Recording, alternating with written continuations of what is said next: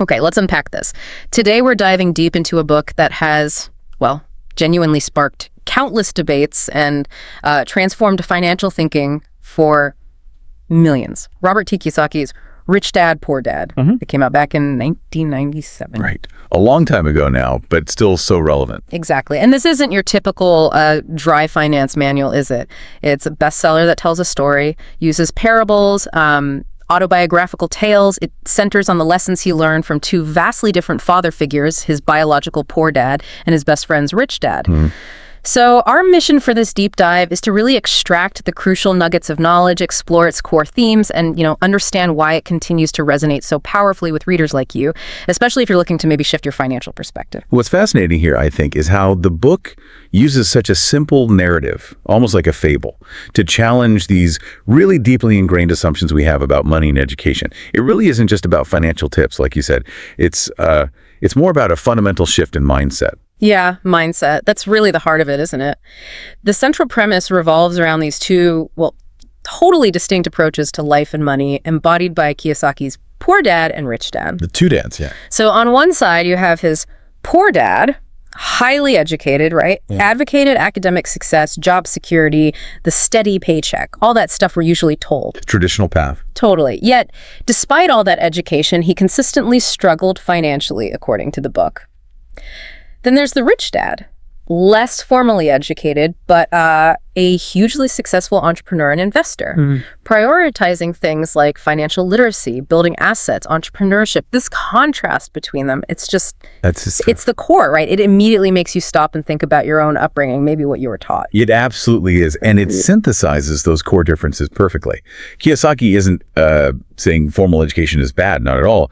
He's highlighting that it's maybe not about how much formal education you have, but the type of education, and crucially, the mindset you cultivate around money. Right, the mindset again. Yeah. These two figures, they serve as this brilliant narrative device to show how different paths, driven by these different philosophies, can lead to really different outcomes. And, you might even see reflections of these mindsets in your own life or people you know. It challenges that conventional wisdom that just links degrees directly to financial success. And that's where the book really shifts gears, I think. It moves from the sort of philosophical setup to the really practical stuff. Yeah. Once you grasp that mindset difference, Kiyosaki says, it's almost useless without understanding this crucial piece, assets versus liabilities. Yes. This is the game changer for so many readers. It really is. Assets are defined very clearly, things that generate income for you. Like rental properties, businesses, stocks maybe. They put money into your pocket. Okay, simple enough. Liabilities then are the opposite. They actively drain your finances, take money out of your pocket. Things like expensive cars, maybe even your own home if it's got a big mortgage. Wait, the home? That's usually seen as the biggest asset, right? Exactly, and that's the aha moment. It's not just knowing the definitions. It's realizing that many things we're told are assets. Well, if they consistently cost you money through mortgage payments, taxes, upkeep, and they might actually be functioning as liabilities in your financial life. That subtle but really powerful reframe is where the book just slams against conventional wisdom. Wow. Okay. So if that's the foundation, the next layer Kiyosaki adds is this idea of financial education. And he has a pretty strong critique here. He basically argues that schools, they give us academic knowledge, sure, but they rarely, if ever, teach people how to actually manage money or acquire wealth. It leaves a huge gap. Yeah, you wonder why that crucial piece is just missing. And this is a core message he really hammers home. Kiyosaki strongly encourages readers you to pursue financial literacy independently. It's almost presented as non-negotiable. He emphasizes that self-education in finance isn't just like a nice bonus. It's essential for long-term success. So it's on you. It's on you. If we connect this to the bigger picture, it really underscores this idea that financial knowledge isn't something you're just passively given. It's something you have to actively pursue and build for yourself, regardless of what the traditional institutions are offering or not offering. Which I guess leads directly into the significance of passive income. Yeah, exactly. This quest for financial literacy isn't just about knowing stuff for its own sake. It's about completely shifting gears, right? Moving towards what the book calls passive income. Yeah. He advocates building income streams through investments, maybe entrepreneurship, things that make money without you actively working for it hour by hour. Yeah. Which is a huge departure from just relying on a salary. It truly is. And it connects directly to that idea of escaping the rat race. You hear that phrase a lot from the book. The rat race, yeah. Core Dad's approach, as Kiyosaki describes it, often leads to this cycle, right? Working constantly for money just to pay the bills, living paycheck to paycheck. Sounds familiar to many, I'm sure. Sadly, yes. Rich Dad's philosophy, though, aims for financial freedom, for independence, by basically flipping that script entirely. It's about making your money work for you, allowing you to eventually step away from that constant grind. Making money work for you. Yeah. It's about designing a life where your assets are generating income rather than you constantly having to trade your time for money. It's powerful stuff. Really makes you reevaluate your own financial strategies, or maybe lack thereof.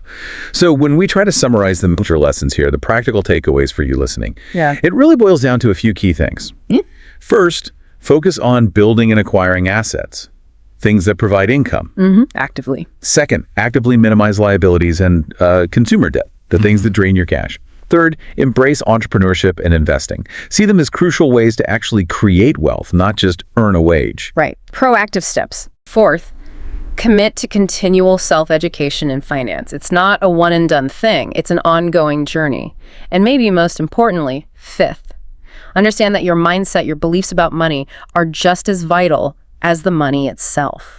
That mindset piece is huge. It's revolutionary, isn't it? Because it tells you financial success isn't just about what you earn, but how you think about money.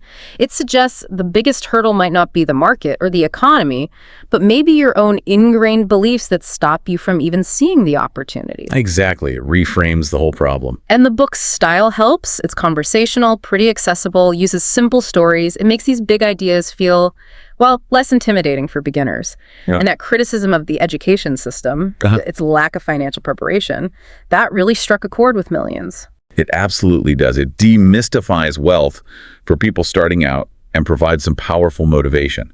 And that mindset aspect, like we keep saying, is arguably one of the most impactful takeaways.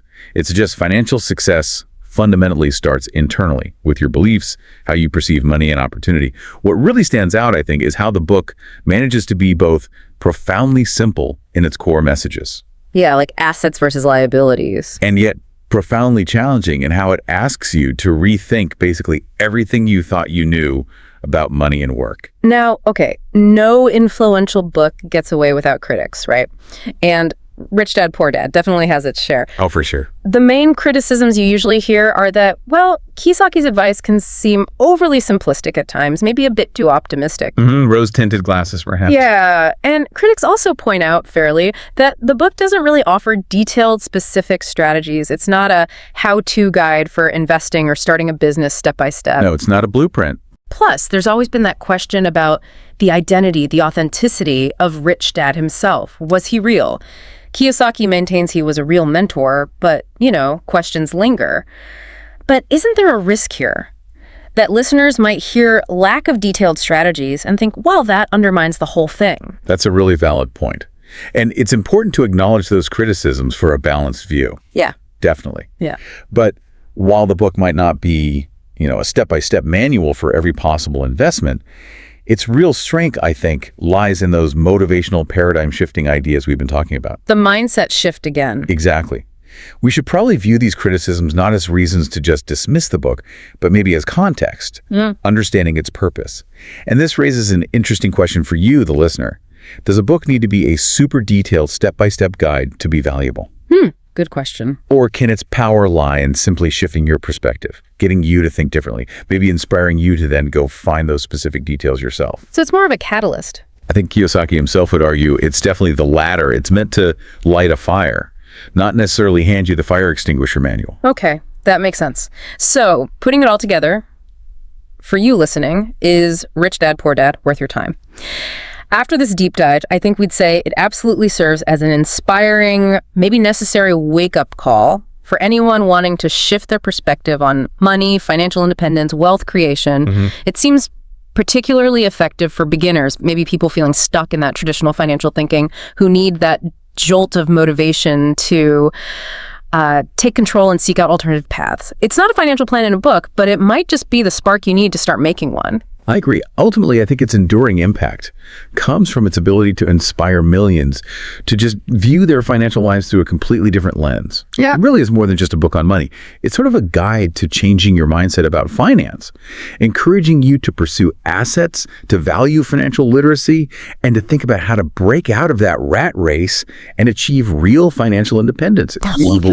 Influence, despite all the valid criticisms, it really speaks volumes about its power as a foundational text for so many people. And there you have it, our deep dive into Rich Dad, Poor Dad. We've journeyed from those contrasting mindsets, the poor dad versus the rich dad, to the profound power of understanding assets and liabilities, and that vital role of ongoing financial education. So what does this all mean for you?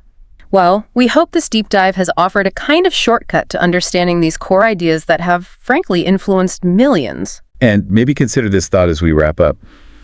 If the main path to financial freedom isn't found solely in a traditional paycheck, what overlooked asset, maybe something beyond just money, could you begin cultivating in your own life, starting today, that truly builds value and brings you closer to that independence the book talks about? Something to think about. Keep exploring, keep reflecting on these insights, and most importantly, think about how you might apply these concepts to your own understanding, your own journey towards wealth and financial independence.